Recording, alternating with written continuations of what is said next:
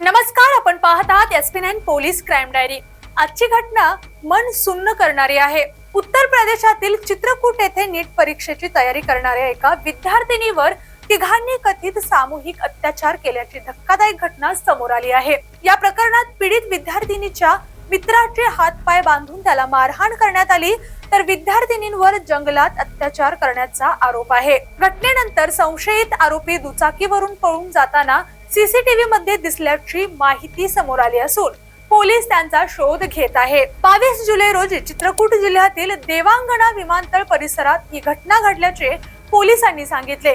पीडित विद्यार्थिनी आपल्या 17 वर्षीय मित्रासोबत दुचाकीवरून फिरण्यासाठी जंगल परिसरात गेली होती। याच वेळी दुचाकीवरून आलेल्या तिघांनी स्वतःला वन विभागाचे कर्मचारी असल्याचे सांगून त्यांना अडवले। यानंतर पैशाची मागणी करण्यात आली। दोघांनी विरोध केल्यानंतर त्यांना मारहाण करण्यात आल्याचा आरोप आहे। आरोपानुसार विद्यार्थिनीच्या मित्राचे हातपाय बांधण्यात आले, त्याला ओलीस ठेवण्यात आले। यानंतर दोन आरोपी विद्यार्थिनीला जबरदस्तीने झोडपांच्या दिशेत घेऊन गेले आणि तिच्यावर सामूहिक अत्याचार केल्याचा आरोप आहे। विद्यार्थिनीने प्रतिकार करण्याचा प्रयत्न केला असताना तिच्यावर मारहाण झाल्याचे आरोप करण्यात आला आहे। दरम्यान पीडित तरुणीने कसाबसा स्वतःची सुटका करून घेतली। त्यानंतर तिने तातडीने पोलिसांना माहिती दिली, परंतु पोलीस घटनास्थळी पोहोचेपूर्वीच आरोपी पसार झाले होते। घटनास्थळावरील सीसीटीव्ही फुटेज तपासल्यानंतर 3 संशयित दुचाकीवरून पळून जाताना दिसल्याची माहिती पोलिसांनी दिली आहे। या फुटेजच्या आधारे सर्व्हिलन्स पथक आरोपीचा शोध घेत आहे।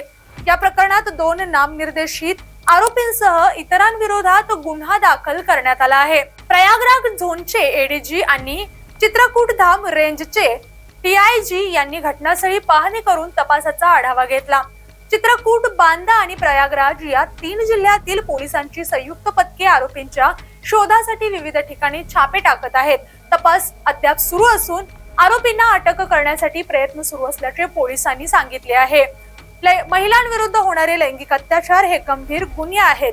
अशा प्रकरणांमध्ये पीडितेची ओळख गोपनीय ठेवणे आणि न्याय प्रक्रियेला सहकार्य करणे ही प्रत्येक नागरिकाची जबाबदारी आहे। कायद्यापुढे सर्व समान आहेत आणि दोष सिद्ध झाल्यास कठोर शिक्षा होऊ शकते।